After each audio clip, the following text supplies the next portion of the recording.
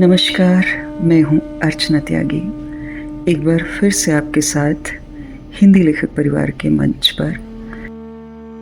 दुनिया में सबसे ज़्यादा साहित्य प्रेम पर लिखा गया है।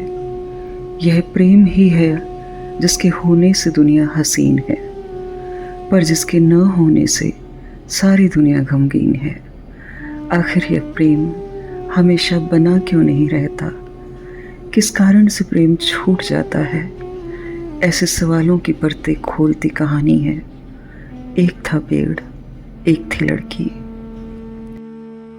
आज की कहानी डॉक्टर हरिदास व्यास द्वारा लिखी गई है। डॉक्टर हरिदास व्यास राजस्थान के प्रतिष्ठित साहित्यकार हैं। इनकी कई किताबें प्रकाशित हो चुकी हैं। स्वतंत्र लेखन के साथ हरिदास व्यास जी आलोचक और मीडिया विश्लेषक भी हैं। इनकी कहानी संग्रह एक था पेड़, कहानी है कि ख़त्म नहीं होती और तिनकों का ताप प्रमुख हैं। कहानी लेखन के साथ साथ ही हरिदास जी ने आलोचनात्मक और पत्रकारिता की भी किताबें लिखी हैं। आकाशवाणी और दूरदर्शन से निरंतर उनकी कहानियाँ और वार्ताएं प्रसारित होती रहती हैं। देश की प्रमुख साहित्यिक पत्रिकाओं जैसे हंस, कथा देश आदि में उन्होंने नियमित स्तंभ लेखन का कार्य किया है। वर्तमान समय में हरिदास जी कथाकार होने के साथ साथ अभिनेता और मंच संचालक के रूप में भी सक्रिय हैं। हरिदास व्यास जी को राजस्थान साहित्य अकादमी द्वारा रांगेय राघव सम्मान से सम्मानित किया जा चुका है और अखिल भारतीय कुमुद टिक्कू कहानी सम्मान भी उन्हें मिल चुका है। तो आज प्रस्तुत है डॉक्टर हरिदास व्यास द्वारा लिखे कहानी संग्रह एक था पेड़ से एक सुंदर रचना, एक था पेड़, एक थी लड़की। वह उस शहर का एक खूबसूरत पेड़ था, न पीपल और बड़ की तरह बहुत फैला हुआ और न ही किसी झाड़ी की तरह सिमटा हुआ। चिकना सा तना, पत्तों का ताज़ा दम हरा रंग, बिना काटे छांटे ऐसा सजा समरा कि आंखें देखती रह जाएं। शहर के वनस्पति विज्ञानियों का कहना था कि जिम्नोस्पर्म वर्ग का ही पेड़ है, परंतु इस पर फूल और फलों का आना आश्चर्यजनक है। फूल भी ऐसे कि गुलमोहर के दहकते फूलों को भी मात दें। ताज्जुब की बात यह थी कि बसेरे के लिए पक्षियों का चहेता पेड़ होने के बावजूद उसकी पत्तियों, डालियों पर या उसके आसपास कहीं गंदगी दिखाई नहीं देती। बेशक कुछ दुष्ट किस्म के पक्षी भी कई बार उस पर आ बैठते थे, पर पेड़ की शुचिता ज्यों की त्यों थी। यह पेड़ शहर के एक साधारण से पार्क में उगा हुआ था, लेकिन वह शहर के संवेदनशील लोगों, प्रेमियों और प्रकृति पसंद लोगों का चहेता पेड़ था। किसी प्रेमी जोड़े ने उसके नीचे पत्थर की खूबसूरत बेंच भी लगवा दी थी। कहते हैं पेड़ के नीचे इस बेंच पर नियमित बैठने से मनोकामनाएं पूरी होती थीं, इसलिए यहाँ प्रायः उदासों और प्रेमियों का काफ़ी आना जाना था। उसी शहर में वह उदास लड़की रहा करती थी। अपने टूटे हुए दिल और निराशा के अंधेरों से लिपटी वह महीनों से अपने कमरे में सिमटी हुई थी। औरों से तो दूर की बात, परिवार वालों से भी वह दिन भर में बामुश्किल एक दो वाक्य ही बोला करती थी। अपनी इकलौती लड़की की यह हालत पिता से सही नहीं जाती। उन्हीं दिनों पिता ने इस पेड़ के बारे में सुना और एक सुबह अपनी लड़की को लेकर पेड़ के पास पहुँचे। पहले दिन लड़की को ऐसा कुछ भी विशेष अनुभव नहीं हुआ था, पर बाद में अपने अंधेरे कमरे से वह जब भी बेहद परेशान होती यहीं आती। कुछ दिनों बाद वह रोज़ाना आने लगी थी।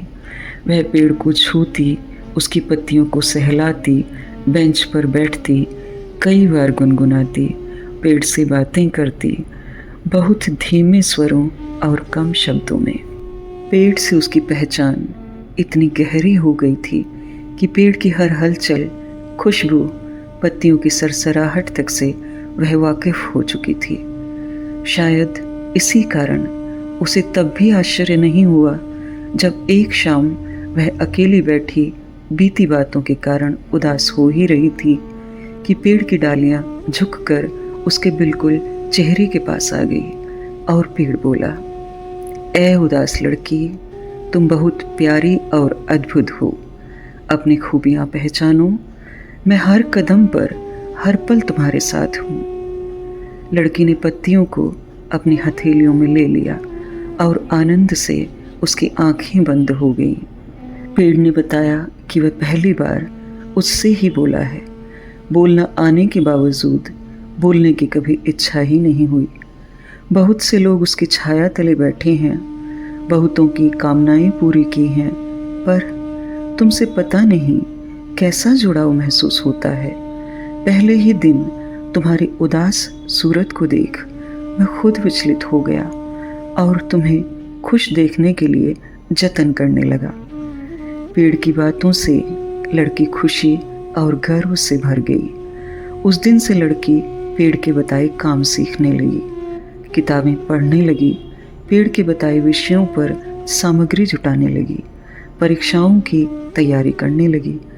उसे आश्चर्य होता कि पेड़ को कितना कुछ मालूम है। शाम के झुरमुटे में वह पेड़ से लिपटने लगी। उसके जवाब में पेड़ उसे अपनी डालियों और पत्तियों से सहलाने लगा। आनंद में तैरती लड़की का सांवला रंग दिनों दिन साफ और चमकीला होने लगा था। पेड़ को हर वक्त लड़की का इंतज़ार रहता।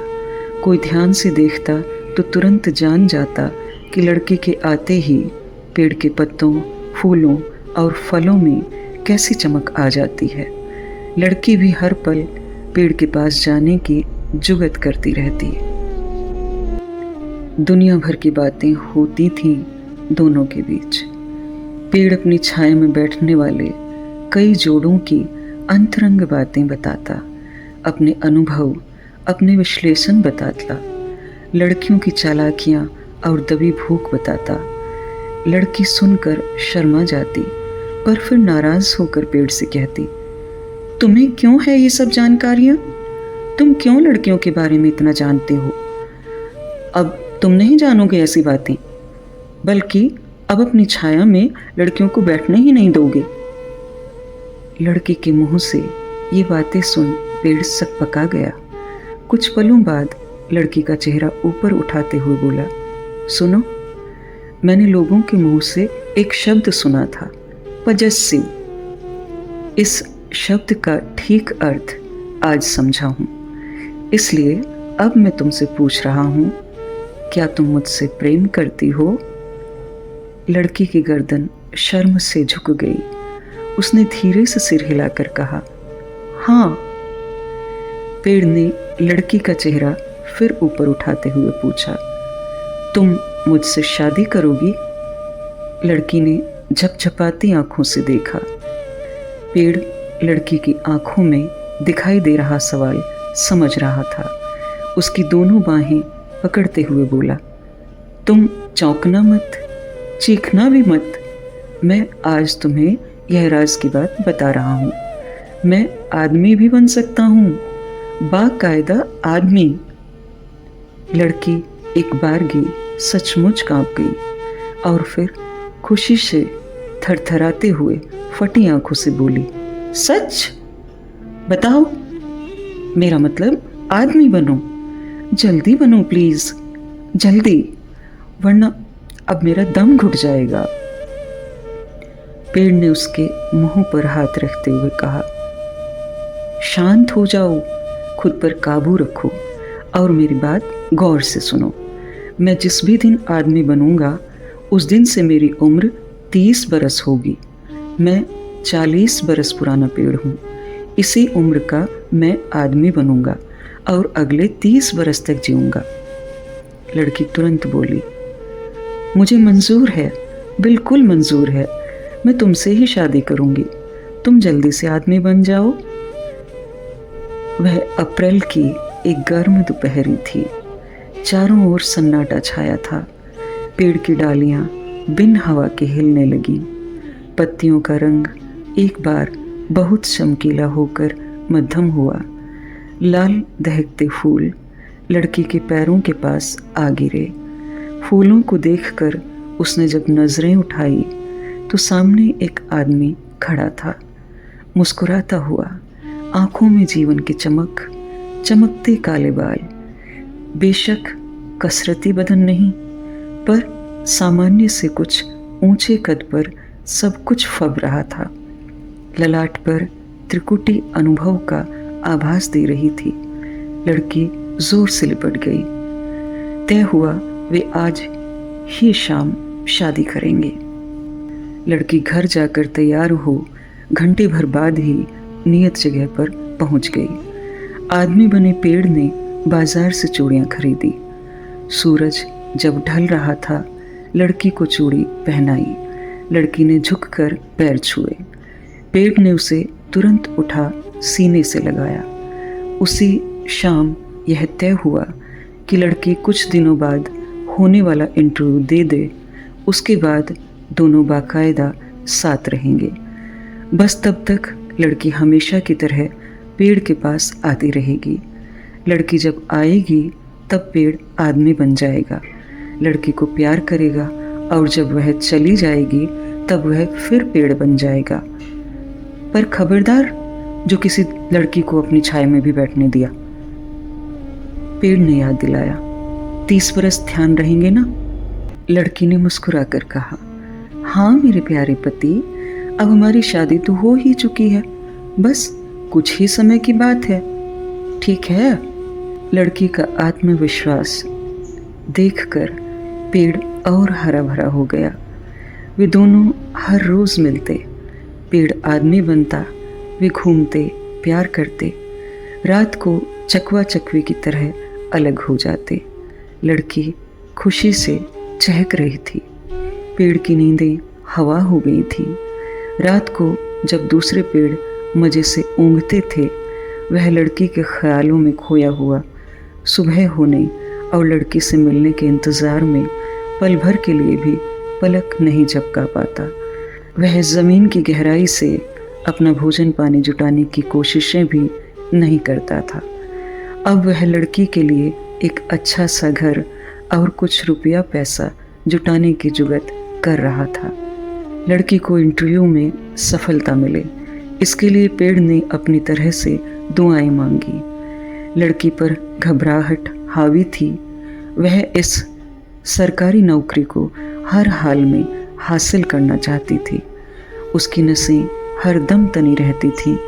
वह चिड़चिड़ी भी हो गई थी। पेड़ पर कई बार झल्लाती, खींचती। पेड़ तसल्ली देने की कोशिश करता, पर लड़की और बिफर जाती। पेड़ सकपका जाता। पेड़ चुप हो गया। अब लड़की ने बड़े सपने पाल लिए थे। नौकरी मिलने पर वह खुशी और अभिमान से भर गई। वह सभी से अपनी काबिलियत के बारे में बातें सुनना चाहती थी, पर पेड़ से उसने कहा कि अभी उसे बहुत कुछ करना है। केवल नौकरी से कुछ भी नहीं होना है।